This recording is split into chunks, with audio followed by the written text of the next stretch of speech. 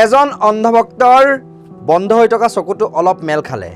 কিন্তু ৰাইজৰ স্বাৰ্থত নহয় নিজৰ স্বাৰ্থতে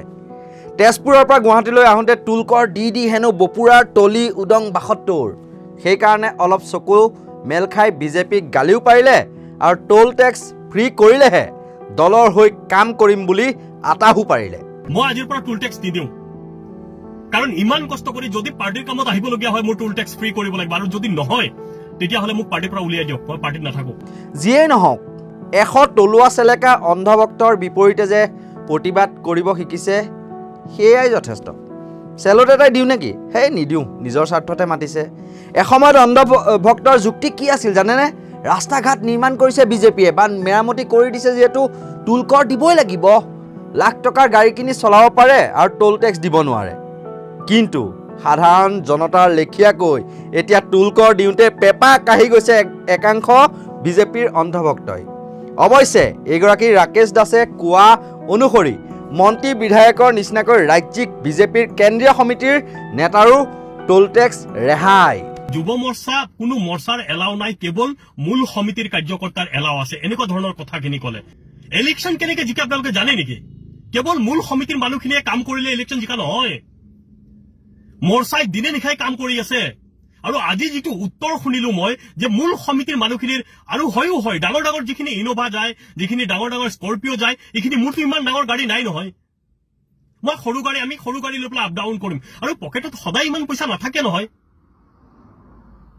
মই সমগ্ৰ অসমৰ যিমান যুৱ মৰ্চাৰ কাৰ্যকৰ্তা আছে মই সকলোকে বিনম্ৰতাৰে মই আহ্বান জনাব বিচাৰিছো এই টুল টেক্স কেইটাত আমিও প্ৰতিবাদ কৰিম কিন্তু কাঠি চেলেকা সকলেহে এই সুযোগ নাপায়ো বা টুলকৰ পৰিশোধ কৰি টোলগেটৰ সপক্ষে অদ্ভুত যুক্তিৰে ফেচবুকৰ পৃষ্ঠাসমূহ গেলাই দিয়ে আমি কিছুদিন পূৰ্বে তেজপুৰৰ পৰা গুৱাহাটীলৈ আহোঁতে টোলকৰৰ বাবদ আপুনি কিমান টকা ভৰিব লাগিব তাৰ এটা থুলমূল হিচাপ দি পেলাই এটা প্ৰতিবেদন প্ৰস্তুত কৰিছিলোঁ প্ৰথমে 1 মিনিট সময় ভিতৰত সেইখিনি চাই লওকচোন আপুনি যদি তেজপুৰৰ পৰা গুৱাহাটী আহিবলগীয়া হয় আৰু আপোনাৰ লঘু বাহনখনেৰে আপুনি গুৱাহাটীলৈ আহি আছে আপুনি বৰ্তমান দুখন টোলগেট পাব হয়নে এখন বাৰু কলিয়াবৰৰ চুলুঙত নিৰ্মীয়মান অৱস্থাত আছে 2 এদিনতে মুকলি হ'ব সেইখনক ধৰি আমি যদি 3খন টোলগেটেই ধৰি লওঁ তেন্তে আপুনি কিমান টকা আপোনাৰ পকেটৰ পৰা দিব লাগিব ভাবকচোন অংক এটা কৰিছোঁ এখন টোলগেটত এবাৰত আপুনি পাৰ হওঁতে লঘু বাহনখনেৰে আপুনি দিব লাগিব 140 টকা তেন্তে 3খন টোলগেটত আপুনি এবাৰত দিব লাগিব 420 টকা যদি 24 ঘণ্টাৰ ভিতৰতে উভতে তেন্তে এখন টোলগেটত অহা যোৱাৰ বাবদ আপুনি দিব লাগিব 210 টকা যদি 3খন টোলগেট পাৰ হয় তেন্তে আপুনি মুঠ 630 টকা দিব লাগিব আৰু যদিহে আপুনি 24 ঘণ্টাৰ ভিতৰত উভতি নাযায় বা 5 দিনাহে গুৱাহাটীৰ পৰা উভতে তেন্তে 3খন টোলগেটত দিবলগীয়া 420 টকাৰ দুগুণ হ'ব অৰ্থাৎ 840 টকা তেজপুৰৰ পৰা গুৱাহাটী আহোঁতে আপোনাৰ পকেটৰ পৰা যাব আৰু সেই একেখিনি কথাই যেন উপলব্ধি কৰি সামাজিক মাধ্যমৰ জৰিয়তে ক্ষোভ বুজাইলে এইগৰাকী বিজেপিৰ যুৱ মৰ্চাৰ ৰাজ্যিক কমিটিৰ সদস্য ৰাকেশ দাসে দলৰ হৈ কাম কৰিবৰ বাবে টোল টেক্স ফ্ৰী কৰিবলৈ দাবী জনোৱাৰ লগতে বিজেপিৰ আসনৰ সংখ্যাও কমাৰ কাৰণ ব্যক্ত কৰিলে ৰাকেশ দাসে যোনে পাৰ্টি যেনেকুৱা ইনষ্ট্ৰাকশ্যন দিয়ে আমি সেনেকেই কাম কৰোঁ কিমান দুখীয়া ঘৰৰ পৰা ল'ৰা ছোৱালী বিলং মানে হৈ আছে বা কাম কৰি আছে আপোনালোকে এইবিলাক অনুভৱ কৰিব পাৰেনে মানুহে নোখোৱাকে পাৰ্টিৰ কাৰণে কাম কৰি আছে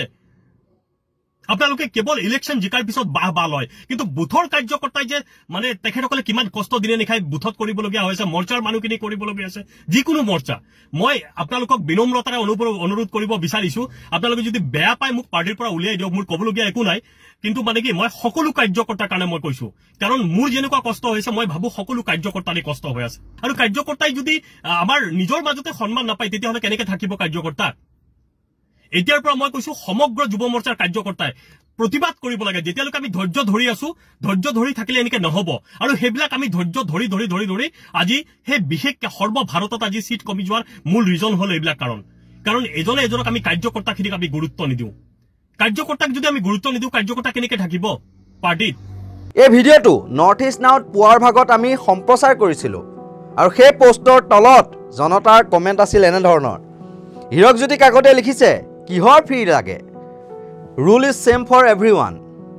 শাহিন জাভেদ আহমেদে লিখিছে নীলাজ তোক কিয় ফ্ৰী দিব লাজ লগা নাই অলপো বিজেপি দল কৰিছোঁ যদি তেন্তে সাধাৰণ জনসাধাৰণৰ লগত তহঁতেও জ্বলাকলা ভোগ কৰিব লাগিব কৃষ্ণ বৰাই আকৌ লিখিছে এইদৰে যুৱ মৰ্চাৰ লেভেল দেখাই টুল ফ্ৰী লাগে ৰাইজৰ মূৰত ৰাম টাঙোন মাৰি কঁঠাল ভাঙি খাবৰ মন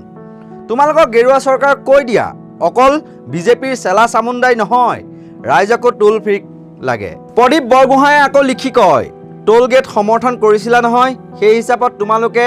2 টকামান বেছিকৈহে দিব লাগে দ্বিতীয়তে কি যুক্তিত তোমালোকৰ টোল টেক্স ৰেহাই হ'ব লাগে বিপৰীতে সাধাৰণ দৰিদ্ৰ জনতাই টোল টেক্স আদি সকলো দিব লাগেনে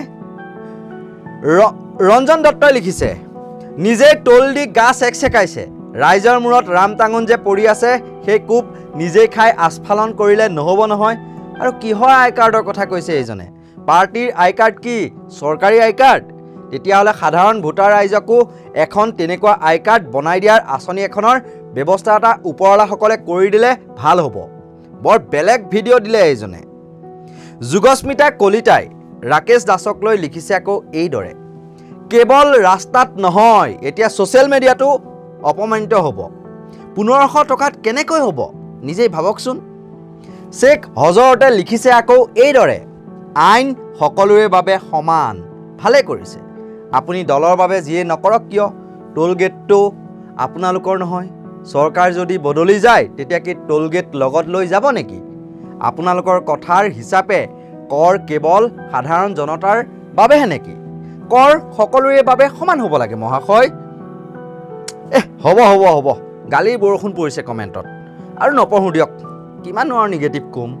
নিগেটিভ দিশবোৰ উন্মোচন কৰি দিলে আকৌ একাংশৰ গা জ্বলি পুৰি ব্যক্তিগতভাৱে আক্ৰমণত লাগি যায় কমেণ্টত বাৰু যি নহওক ৰাকেশ দাসৰ এই ভিডিঅ'টোৰ এইখিনিতে এটা কিন্তু ভাল দিশো উল্লেখ কৰিব বিচাৰিছোঁ বিজেপি চৰকাৰৰ কাম কাজক লৈ সাধাৰণ জনতাই কেৱল অতিষ্ঠ নহয়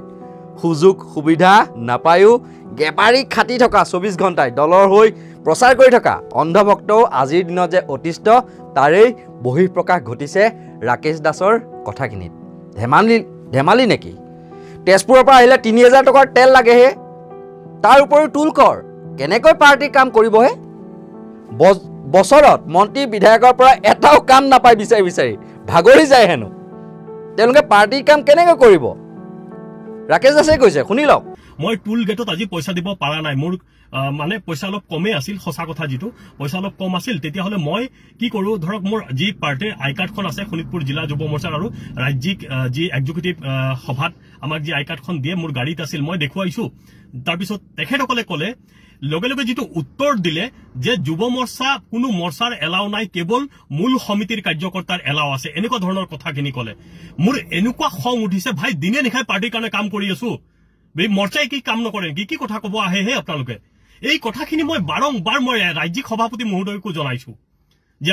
আমি দূৰ দূৰণিৰ পৰা আমি তেজপুৰৰ পৰা আহোঁ তেজপুৰৰ পৰা আহিলে 3000 টকাৰ তেল লাগে তাৰ উপৰিও টুল টেক্স কেনেকৈ পাৰ্টিৰ কাম কৰিম প্ৰভাৰী গ'লে ইমান দূৰত আমি যাওঁ ইমান কষ্ট হয় কম কষ্ট হয় নেকি বছৰত এটা কাম মন্ত্ৰী মিনিষ্টাৰ আৰু বিধায়কৰ পৰা এটা কাম নাপাওঁ বিচাৰি ভাগৰি যাওঁ আপোনালোকে যদি একোই কৰি নিদিয়ে আমাক আমি কেনেকৈ কি কৰিম হয় দিয়কচোন দুখন মনটো একেবাৰে দহি গৈছে হ'ব আজিলৈ বন্ধ কৰক এইবিলাক বন্ধ কৰ বহুত দুখ লাগিছে আজি